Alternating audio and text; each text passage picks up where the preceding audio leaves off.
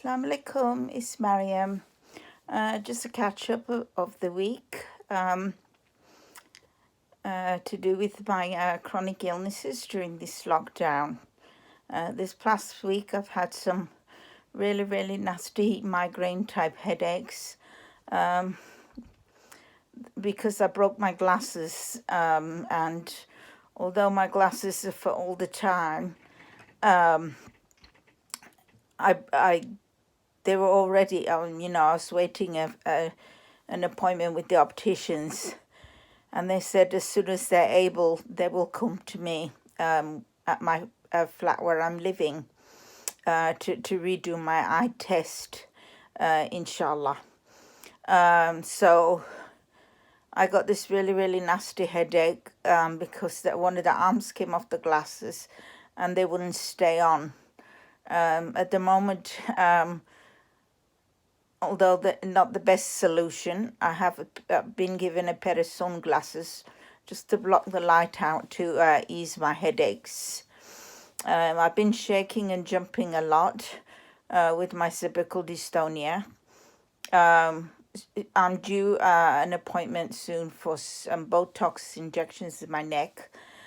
Inshallah, I'll be able to go to that appointment and it doesn't get cancelled like all the other appointments I've had. They've been postponed till further notice. But I really need this injection because since I've been having the injection, I don't shake and jump as much. I don't fall over as much.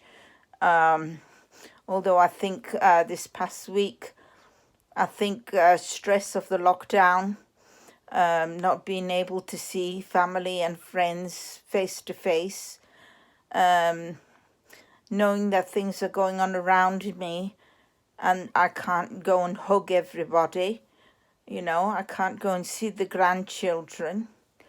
It's slowly taking its toll. I've had a lot of sleep attacks from my narcolepsy, with some other things that come as part and parcel of my narcolepsy. Also with that, every so often comes the claustrophobia. So sometimes while I'm dozing off, I'm awake, but I'm on my way to going to sleep, and I'm having some nightmares which are caused from the narcolepsy.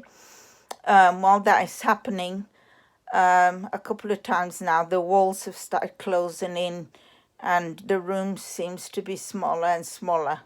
It isn't, but that's the claustrophobia that's come back because I haven't been anywhere or done anything or seen anybody face to face. I'm trying to stay strong, inshallah, so, may Allah look after us and protect us all, and keep us strong during this testing time. I've had flare-ups, I've got stress incontinence and loose IBS, which don't help. I have been sleeping a bit better in the night, not as well as I'd like. But sometimes, sometimes the narcolepsy kicks in and at night and I think, alhamdulillah, I'm going to sleep. And then other times there's another illness that comes part and parcel of the fibromyalgia, where I'm tossing and turning. And that happens sometimes because I've got too much on my mind. My mind is, quite often overactive. So with the fibromyalgia, I've had a lot of chronic pain, from my head to my toes. So that's not been easy. Sometimes with this headache, I've stayed in bed, because I don't want to get up and just drop to the floor or fall over. So I've been trying to relax from the bed. And with that, I've had a bit of stiffness from the fibromyalgia. They call it morning stiffness. I don't know why, because it could last, 5-10 minutes in the morning or in the afternoon, or the evening. Sometimes it could last all day. this blooming stiffness. So why it's called morning stiffness, I don't know. Also on top of that, my osteoarthritis, sometimes my joints have been swelling, which is probably due to stress, from what's all the stuff that's going on at the moment. It's not easy for anybody, especially people with depression. And depression is part and parcel of my illnesses, which isn't good because it's like a vicious circle. As soon as the depression hits, then everything else follows one by one, so it's not easy. It's also that time of year when my seasonal asthma is here. I've got hay fever, eczema, dermatitis. The eczema dermatitis sometimes comes mainly in the winter, but sometimes, with my seasonal allergies, I might get a little bit of eczema as well.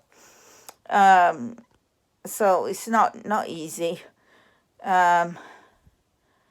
It's a struggle, but alhamdulillah, Allah's here with us. And Mia the cat looks after me very well. She's not in the video today because she's actually taking a nap at the moment. So because she's fast asleep, she missed out on being in the video. But alhamdulillah for Mia, she's a very good girl. I'm hoping that the situation changes soon. I really need to get out. Hopefully I will soon. I'm trying to sort some things, so as I can go, just drop some things off, and wave to the children, and then come straight back. It's not going to be easy, but that's my plan. I have a new suit that I will share with everybody when that happens. I've nearly finished sorting my goodie bags. I've just got a few more to do. And on top of that, I'm doing some past the parcels, and that's nearly done. So hopefully the children will like that. So that's me this week, full of chronic pain, had a nasty migraine.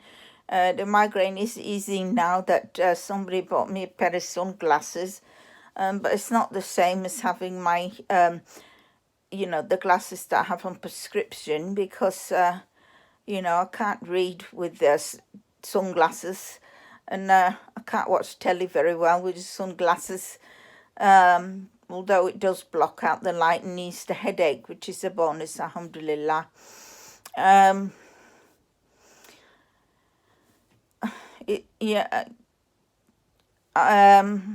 My niece, one of my nieces is about to drop a baby, which I probably mentioned before. So anytime now, so please make lots of dua. My girl who's been very sick, she's got a few illnesses that are critical, and they are messing her around. They're not giving her the treatment. I found out today that her medicine's finished, and without treatment, I don't know what these people are thinking. I really don't. They don't care about people, which is madness, complete and utter madness. She said that they don't, because of the coronavirus, they don't want certain people going into hospital in case they catch the coronavirus. Well, my question is to the hospital, is up the coronavirus. She can have treatment at home. You show her husband what needs to be done, and he will attach it to her and make sure the children stay out the bedroom while she's getting her treatment.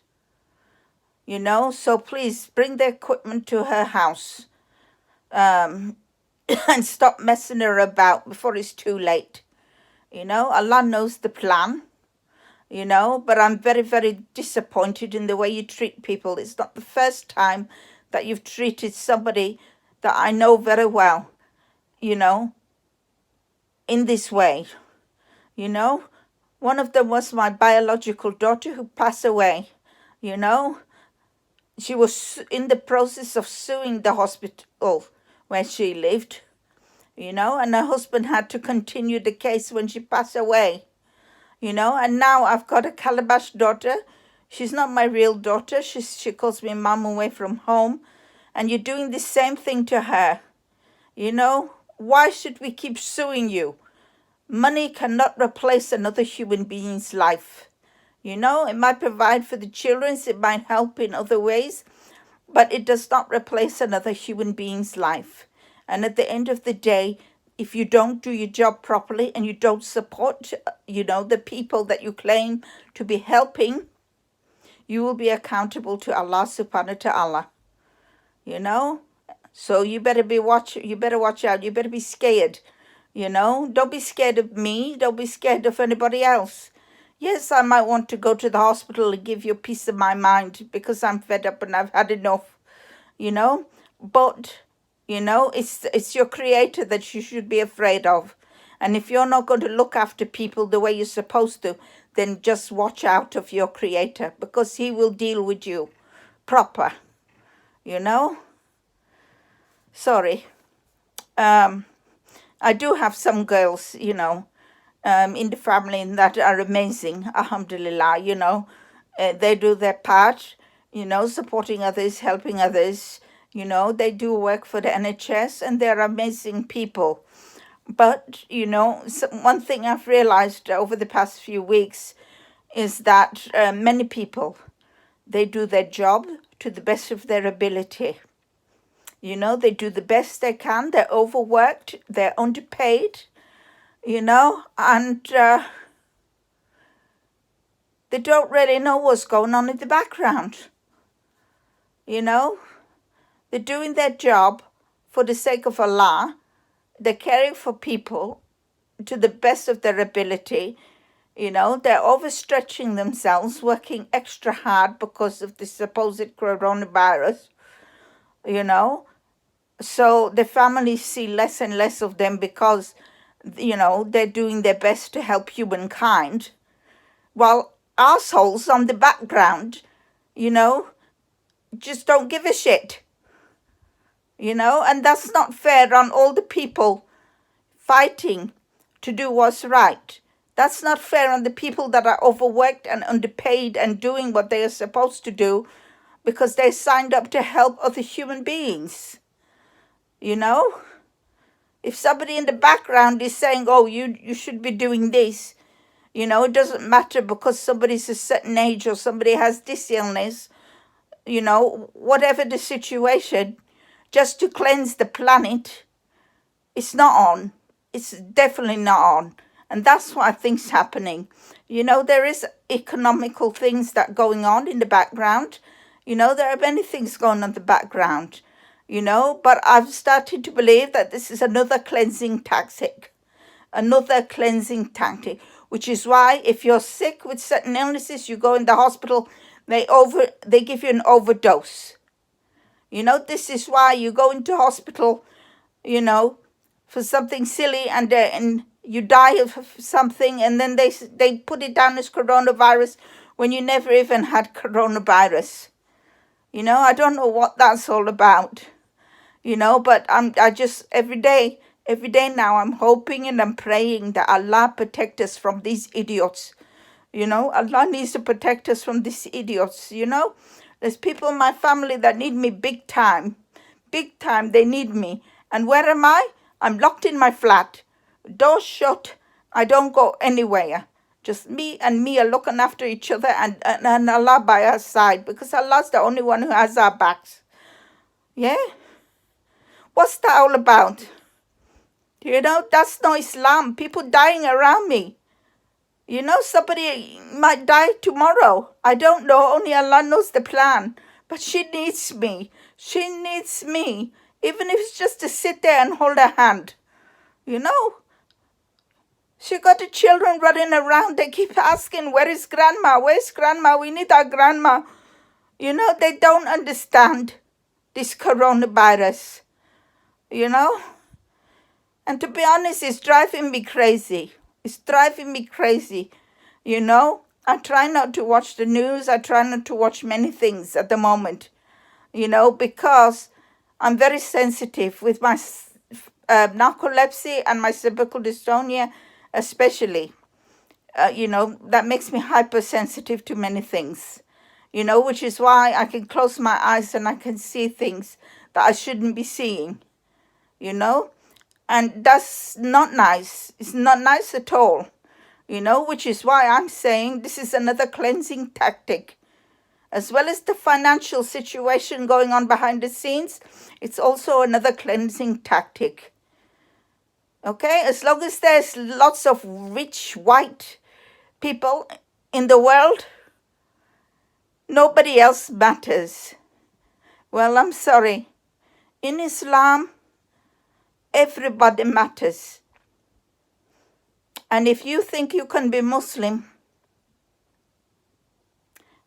and you're white and rich and you're supporting everything that's going on in this country and around the world, then there is a problem, because you can't. I said it before, you know, I've seen Muslims that think they can be part of the Illuminati, and you can't, you know. People want to be part of Zionism. Well, if you're Muslim, you can't. It doesn't work that way, you know. And Allah knows what's going on, you know. And I'm sorry, but you should, you know, as much as I can make dua for you all and wish that you stay on the straight path, or wish that you come to the straight path, you know, Allah saved me from many things over the years, more than once, long before I became Muslim. Allah saved me from many things. For that, I am truly grateful, you know.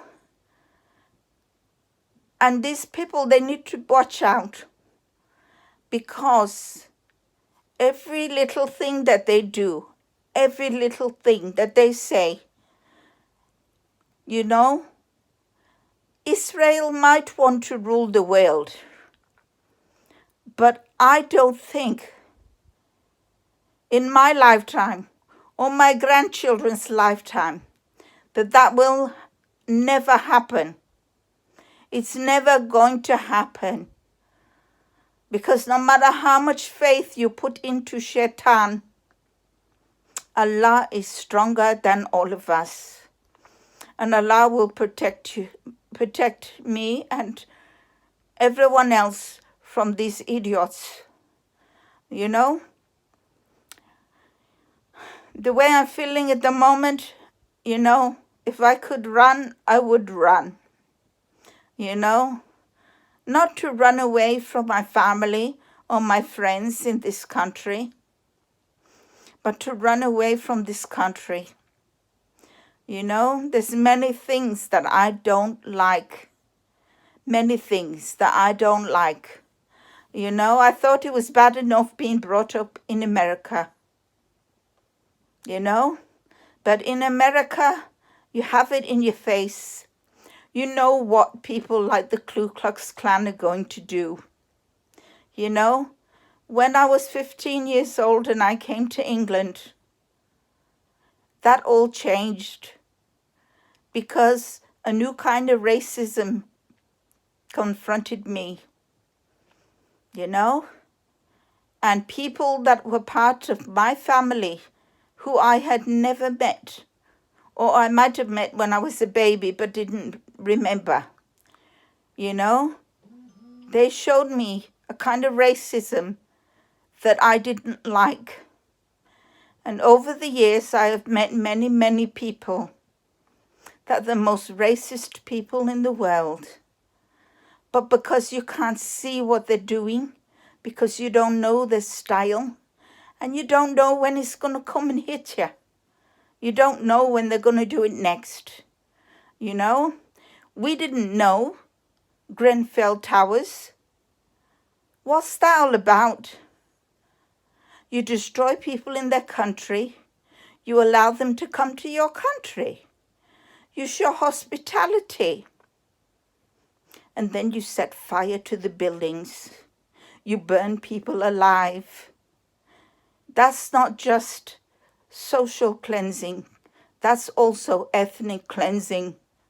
And that goes against humanity, as well as going against Islam. You know, Islam is one of the most humane religions I've ever seen in my life. You know, I was brought up by the Buddhist faith. You know, my adopted grandparents were Buddhist. My adopted stepfather was Buddhist. They taught me the best things in this world. You know, and over the years, you know, as much as I love Buddhist people, as much as I love my adopted family, the best family I've ever met in my life, you know, over the years, I've learned things about people, and I've learned that not everybody's the same. And I've learned some things about people from my adopted grandparents' countries that I don't like, you know. And after my adopted stepfather and his parents teaching me a certain way of life, the only time I found that way of life was when I became Muslim. You know, alhamdulillah, you know, we look after each other. We are a family, you know, and it doesn't matter whether you're black, white, pink, or purple. It just doesn't matter. You know, growing up, you know, I used to go with my dad, and, you know, we used to laugh and joke. You know, people at school used to call him a yellow belly. You know, he's Chinese, Japanese, Hawaiian. But that didn't bother me, you know. They instilled something in me that made me think he was the greatest man in this world. You know, I believed that for many years, you know, because of the things that they taught me growing up, you know. And we used to go to the supermarket, you know, we used to go to Safeway. And the lady used to look at us and she used to say, "Wow, look at you. Don't you look like your dad?" You know, and I used to look at him and I used to think, do I really look like you? Now I think, alhamdulillah, you know, I obviously I don't look like him on the outside. But the blessing is I'm like him on the inside. You know, I'm like his family on the inside. You know, they taught me to have a good heart. They taught me to care for others. They taught me that it doesn't matter where you are from. You know, we are one. You know, we look after each other. We do what we can for each other. It shouldn't matter, you know.